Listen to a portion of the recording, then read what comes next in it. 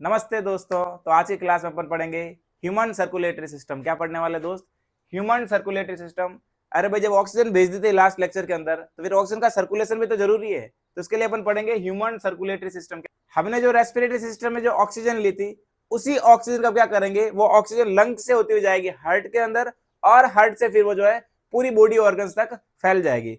इसी में जो ट्रांसपोर्टेशन ऑफ ऑक्सीजन जो है वो सर्कुलेटरी सिस्टम करता है। अब देखो, सर्कुलेटरी सिस्टम का जो मेन पार्ट है वो है हार्ट। क्या है दोस्त? हार्ट। सभी के पास में एक होता है। कुछ लोग होंगे बोलेंगे हमारे पास में दो है, लेकिन वो किसी का चुरा के लाए होंगे। अब देखो भाई, ह्यूमन हार्ट की बात करता हूं। मेन पंपिंग ऑर्गन है बॉडी का। बॉडी का क्या है? Main pumping organ, well developed in humans. हमारे बॉडी में जितना भी पंप करने वाला, ब्लड को पंप करने वाला पार्ट है वो हार्ट है, और ह्यूमंस के अंदर वेल डेवलप होता है। कुछ इस टाइप का दिखता है ह्यूमन हार्ट, सिमिलरली इस टाइप का दिखता है। उसके अंदर जो अपर पोर्शन, दोनों जो चैम्बर होता है वो एट्रिया होता है। क्या होता है दोस्त? एट्रिया। और नीचे वाला दोनों चैम्बर्स होता है वेंट्रिकल्स। ये हो गए एट्रिया, ये हो गए वेंट्रिकल्स। ध्यान रखना, इसके अंदर एक डाउट ये रहता है, बेसिकली जो हमारा राइट है उसका लेफ्ट होगा। हम जब ड्रॉ करेंगे नोटबुक के अंदर, तो हमारा जो राइट होता है उसका क्या हो जाएगा? लेफ्ट। तो ये left atria, left ventricle, right atria और राइट वेंट्रिकल चैम्बर हो गए। अब देखना, इसमें ये जो एट्रिया की वॉल्स होती है वो थोड़ी सी थिन होती है विद कंपेयर टू वेंट्रिकल्स, लेकिन वेंट्रिकल्स की वॉल जो होती है वो काफी थिक होती है, मोटी होती है, मस्कुलर वॉल होती है इनकी। ठीक है, अब इनका प्रोसेस समझते हैं अभी अपन पूरा सारा। देखो, इसके अंदर जो है इसका वेट जो होता है वो अराउंड अराउंड 340 ग्राम होता है। बेसिकली आपने नोटिस किया होगा, ह्यूमन का जो हार्ट होता है वो बीट करता है। बीट, हार्ट बीट जिसको अपन बोलते हैं हार्ट बीट। वो हार्ट बीट का जो टाइमिंग है वो 0.8 सेकंड होता है। एक बीट में 0.8 सेकंड का टाइम लगता है। कितना लगता है दोस्त? 0.8 सेकेंड पर बीट। यानी एक सेकंड का भी कुछ पार्ट लगता है एक बीट को कंप्लीट करने में। और एक मिनट में 60 सेकंड्स होते हैं। तो टोटल जो बीट होती है वो कितनी होती है 1 मिनट के अंदर? 72 टाइम्स। कार्डियक साइकिल पढ़ते हैं अपन। तो बेसिकली जो कार्डियक का मतलब है, उसका मतलब साइंस में हार्ट होता है। हार्ट को साइंस में कार्डियक बोलते हैं, और हार्ट की जो साइकिल है, बेसिकली हार्ट बीट की जो प्रॉपर साइकिल होती है उसी का अपन बोलते हैं कार्डियक साइकिल। इस कार्डियक साइकिल में 0.8 सेकंड का समय लगता है। कितना समय लगता है? 0.8 सेकंड का। मतलब बेसिकली एक हार्ट बीट को कंप्लीट होने में जो टाइम लगता है वो ये कार्डियक साइकिल हो गई। ठीक है, साइकिल का मतलब रिपीटेशन प्रोसेस जो है। अब देखिए भाई, उसमें क्या होता है? बेसिकली कॉन्ट्रैक्शन ऑफ एट्रिया होता है और कॉन्ट्रैक्शन ऑफ वेंट्रिकल्स भी होता है। उसमें क्या होता है? कॉन्ट्रैक्शन ऑफ एट्रिया और कॉन्ट्रैक्शन ऑफ वेंट्रिकल्स।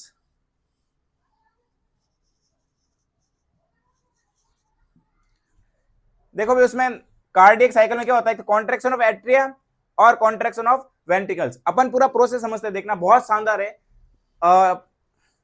ये जो कार्डियक साइकिल का प्रोसेस है बहुत इंटरेस्टिंग है और बहुत ऐसे समझने में काफी मजा आता है। तो जल्दी से समझ लेते हैं। देखिए दोस्त, तो बेसिकली क्या हो रहा है, मान लो ये हमारा ह्यूमन हार्ट है। इस ह्यूमन हार्ट में ये दो चैम्बर हो गए एट्रिया वाले, ये दो चैम्बर हो गए वेंट्रिकल्स वाले।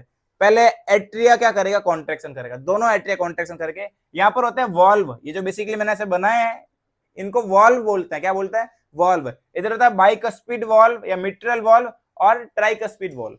लेफ्ट साइड में बाइकस्पिड वॉल्व या फिर मिट्रल वॉल्व, राइट साइड में ट्राइकस्पिड वॉल्व। कैसा वॉल्व होता है दोस्त? Tricuspid valve. ठीक है, यहां तक कहानी क्लियर है। चलिए आगे बात करते हैं। अब देखना, एट्रिया में कॉन्ट्रैक्शन होगा। शुरुआत में ये वॉल्व बंद रहते हैं। ऊपर से जो है, यहाँ से जो ऊपर से जो ब्लड आ रहा है वो ब्लड किस में कलेक्ट होगा? वो ब्लड किस में स्टोर होगा, किस में कलेक्ट होगा? वो ब्लड कलेक्ट होगा एट्रियाज के अंदर। जैसे ही एट्रिया कॉन्ट्रैक्शन करता है वो सारा ब्लड कहां चला जाएगा? अब वेंट्रिकल। वो वॉल्व खुल जाएंगे और सारा ब्लड जाएगा वेंट्रिकल्स में।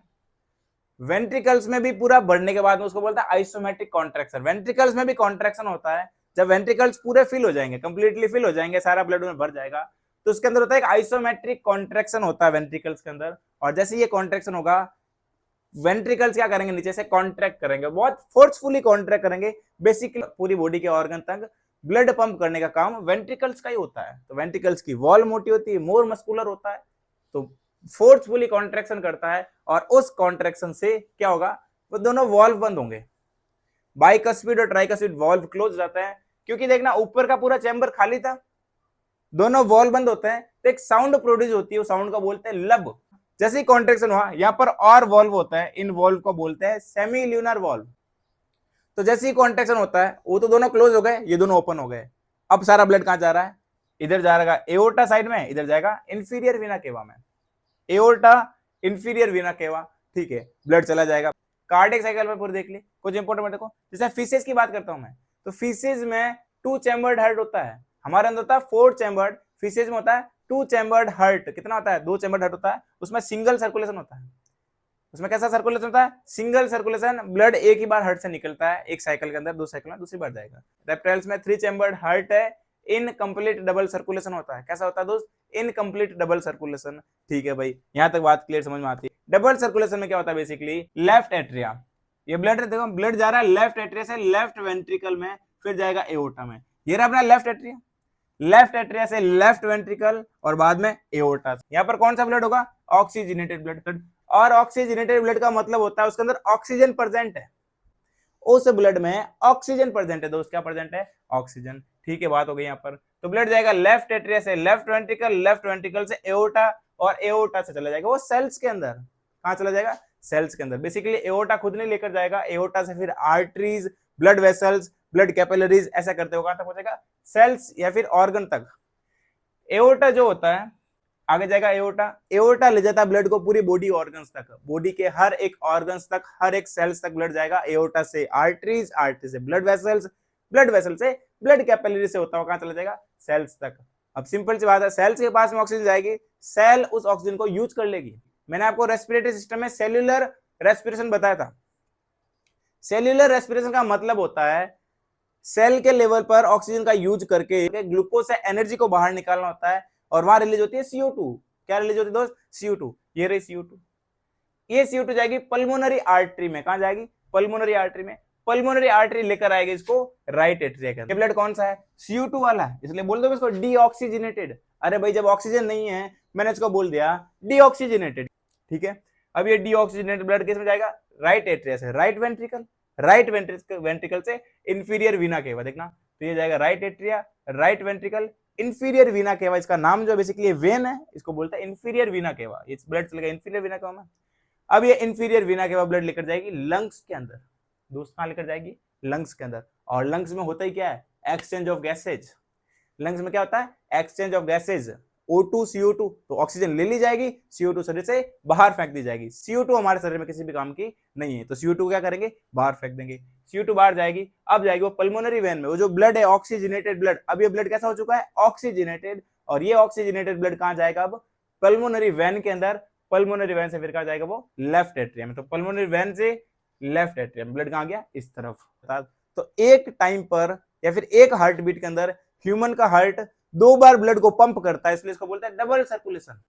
आप सभी लोग धुआंधार मेहनत करिए, मेहनत करना जरूरी है, जिंदगी में संघर्ष जरूरी है। ठीक है, मैं ना थका हूं ना हिम्मत हारी है मेरे दोस्त, मैं ना थका हूं ना हिम्मत हारी है, मिलेगी मुझे मेरी मनपसंद मंजिल, क्योंकि संघर्ष अभी भी जारी है। जिंदगी में संघर्ष जरूरी है मेरे भाई, संघर्ष के बिना कुछ भी नहीं होता है। स्ट्रगल करना पड़ेगा, हार्डवर्क करना पड़ेगा, और जो हार्डवर्क करता है वो 101% बोल रहा हूं सक्सेसफुल तो होके रहेगा। वो चर्चा में तो आएगा, उसके चर्चे तो मार्केट में चलेंगे। तो मेहनत करिए, शॉकिंग रिजल्ट लेकर आइए, जोरदार मेहनत करिए, बहुत शॉकिंग रिजल्ट लेकर आइए। आगे बात करता हूं मैं ब्लड प्रेशर। ब्लड प्रेशर नाम तो सुना ही होगा, है ना? कभी एग्जाम की टेंशन हो जाए, कभी किसी और चीज की टेंशन हो, ऐसे पसीना होना, मुंह सूख जाना, बहुत ज्यादा एंजाइटी होना, बहुत ज्यादा प्रेशर होना, बीपी हाई हो गई या फिर बीपी लो हो गई। अपन बेसिकली ये वर्ड यूज करता था, बीपी हाई हो गई इसकी तो बीपी लो हो गई। बेसिकली बीपी का मतलब है ब्लड प्रेशर, और ब्लड प्रेशर की जो नॉर्मल रेंज है वो है 80 mm of Hg to 120 mm of Hg। Sir ये mm of Hg क्या है? अरे भाई, ब्लड प्रेशर को बेसिकली मेजर करते हैं स्फिग्मोमैनोमीटर। अगर 80 mm of Hg से कम हो जाए ब्लड प्रेशर, बीपी लो है। अगर 80 mm of Hg से प्रेशर हाई हो जाए तो बीपी हाई। अरे भाई, 80 mm of Hg कम से कम कितना है? 80 mm of Hg। अगर 70 mm हो जाए, 60 हो जाए, 50 हो जाए, बीपी लो। हाईएस्ट कितना है? 120, इससे ज्यादा हो जाए 130, 140, 150, बीपी हाई। तो बीपी लो और बीपी हाई, बिल्कुल सिंपल कॉन्सेप्ट है। आगे देखना, स्टेथोस्कोप नाम तो सुना ही होगा। तो स्टेथोस्कोप से ह्यूमन हार्ट रेट या फिर ह्यूमन हार्ट बीट का मेजरमेंट किया जाता है। हार्ट बीट का पता लगाने के लिए डॉक्टर्स क्या करता है? अपने कान में डालता है और हमारी चेस्ट के अंदर उसको सुनने का काम करता है। अब देखो भाई, मैं बात करता हूँ ब्लड की। शरीर में खून तो है भाई, और शरीर में खून तो दौड़ता है ना। एवरेज ह्यूमन बॉडी में 5 to 6 लीटर ब्लड फ्लो करता है। कितना? 5 to 6।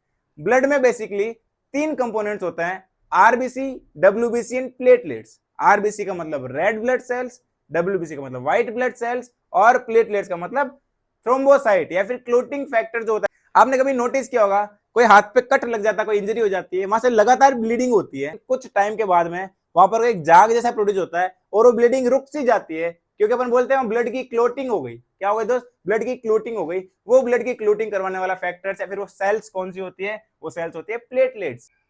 आगे मैं बात करता हूँ लिम्फ की। तो लिम्फ जो होता है एक एक्स्ट्रा फ्लूइड होता है, ब्लड वेसल्स आर्टरीज के आउटर साइड में एक एक्स्ट्रा टाइप का फ्लूइड होता है लिम्फ, जो क्या करता है, हमें और ज्यादा इम्यूनिटी प्रोवाइड करवाता है। बेसिकली अगर कोई ब्लड में नहीं, ब्लड के बाहर कोई एंटीजन आ रहा है तो वहां पर उसको किल करने का काम कौन करता है? लिम्फ करता है। तो लिम्फ हमें एक्स्ट्रा इम्यूनिटी या फिर हमें इम्यूनिटी प्रोवाइड करवाता है। एक स्पेशल टाइप का फ्लूइड होता है बॉडी के अंदर। ठीक है भाई दोस्त, यहां तक सारी कहानी क्लियर है।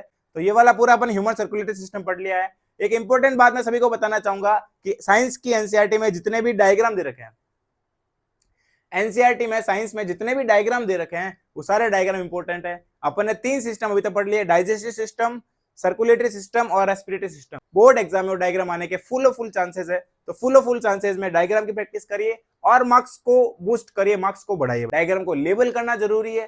ठीक है दोस्त, अपना टॉपिक फिनिश हो चुका है, बाकी बात है नेक्स्ट लेक्चर में करेंगे। तब तक के लिए ऑल द बेस्ट। जय हिंद, जय भारत।